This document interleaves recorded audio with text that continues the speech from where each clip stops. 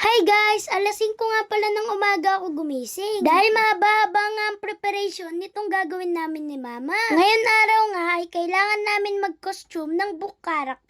Eto nga, sinasapatusan na nga ako ni Mama dito. Dahil mahirap nga din suotin itong bota na ito. At nung naisuot na nga, eto nga, tinatagtag ko na naman. Dahil may nararamdaman nga akong bato sa loob. Eto nga, at nainis na nga si Mama, kaya ako na nga mag-isa ang pinagsuot niya. At tatawa-tawa nga ako din dahil kaya ko naman daw pala. Ang gagayahin ko nga pala dyan ay si Zoro. At dahil green nga ang buhok niya, kaya nga kailangan in character din tayo. Dahil hindi nga ako pwedeng magkulay ng buhok dahil may klase pa nga kami. Eto nga, at nag-DIY na nga lang kami ni Mama. Dahil makulay naman itong oil pastel. Eto na nga lang ang ginamit namin para sa buhok ko. Medyo madilim nga sa kwarto, kaya lumipat nga kami dito sa sala. Maaga nga ako lumigo diyan para matuyo nga agad ang buhok ko. Eto nga, at nakisama din naman itong oil pastel na ito. Medyo masakit nga lang dahil nahihila nga ang buhok ko. Pero dahil ginusto ko nga ito, titiisin ko nga. Para kuwang-kuwa nga natin si Roronoa Zoro. Eto nga, todo kuskus pa nga dito si Mama. May sugat nga din si Roronoa Zoro. Kaya nagpagawa din ako ng peking sugat kay Mama. Ginamitan niya na nga lang ito ng liquid eyeliner. Dahil kung pentel pen nga, baka hindi agad mabura. Ay may klase pa nga kami pagkatapos ng program. Dahil pirata nga tayo ngayong araw na ito. Eto nga, at ang almusal ko nga ay tuna. O diba,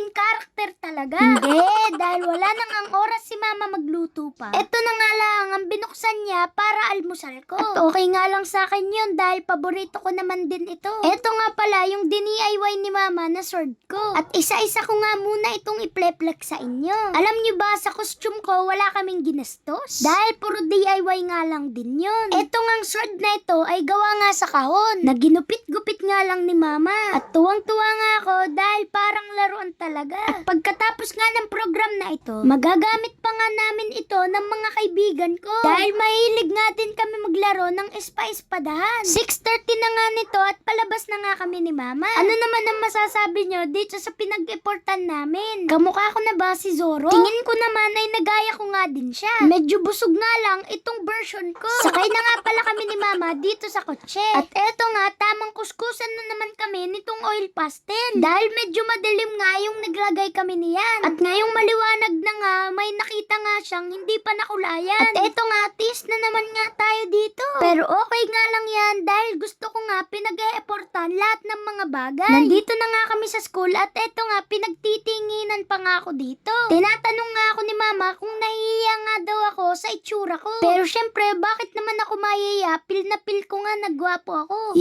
Nandyan na naman ang mga basher. Sino pag ang mag-aagapuhan sa'yo? Syempre, mga sarili na din natin. Eto nga, at isa-isa na nga din nagdadatingan ng mga kaklase ko. Hulaan nyo nga kung sino mga book characters ang nakikita nyo dyan. Napaka-effort nga din ng mga magulang nila. Dahil parang pinaghandaan din talaga itong event na ito. Minsan nga lang ito, kaya sasali nga ako. At gustong-gusto ko nga ito, mga nagko-cosplay. Nagpaparada na nga kami dyan at ako nga napiling umawak nitong banner. Tatingin nyo, sino yung kapartner ko diyan? Ayan na nga, at kanya-kanya na nga kami ng costume. Alam nyo ba, habang nagpaparada nga kami di na nga nakasama si Mama. Dahil nga, itong pinsan ko ay nasira nga ang kanyang sapatos. Nahirapan nga siyang maglakad, kaya pinatigil na nga lang ni Mama. Hindi nga din namin inaasahan na magiging ganyan nga ang sapatos niya. At dahil wala nga kami mabilan ng shoe glue, eto nga, at ginawan na nga laang ng paraan. Pansamantala na nga lang ginamitan ng double-sided tape. Hindi nga ako nakapag-ready diyan. Dahil ngayon nga lang sinabi na magpapakilala nga sa stage. Eto nga, at nagpa-practice na nga ako dahil mahirap nga magbakil doon. Siyempre, dadagdagan nga din natin ng kaunting style. Contest nga daw ito, kaya nga kailangan nating samahan ng kaunting unit. Hindi pa nga nagsisimula dyan, kaya nga nagutom na ulit ako. Nakuhanan pala ako ng video diyan ni Mama na magme-merinda. Umakyat nga muna kami sa room namin para ayusan nga ako ni Mama. Eto nga ang mga gustong-gusto nga ni Mama kapag may sinasalihan ako. Hindi nga mawawala na make-upan niya nga ako.